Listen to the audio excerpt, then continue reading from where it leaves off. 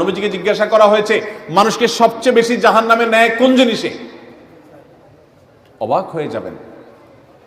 নামাজ না পড়ায় সবচেয়ে বেশি জাহান্নামে নেয় না, রোজা না রাখায় সবচেয়ে বেশি জাহান্নামে নেয় না, ওয়াজ মাহফিলে না আসায় সবচেয়ে বেশি জাহান্নামে নেয় না, দান সাদেকা না করায় সবচেয়ে বেশি জাহান্নামে নেয় না, কোরআন তেলাওয়াত না করায় সবচেয়ে বেশি জাহান্নামে নেয় না।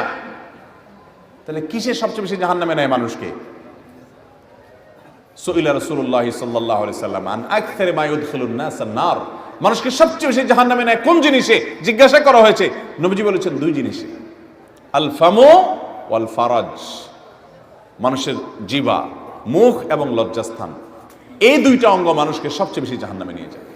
সবচেয়ে বেশি জাহান্নামে নিবে এই দুইটা অঙ্গ। নামাজ পড়ে, দাঁড়িয়েও আছে, কিন্তু ফেসবুকে তলে তলে জেনা করে, চ্যাট করে, এটা তো জেনা।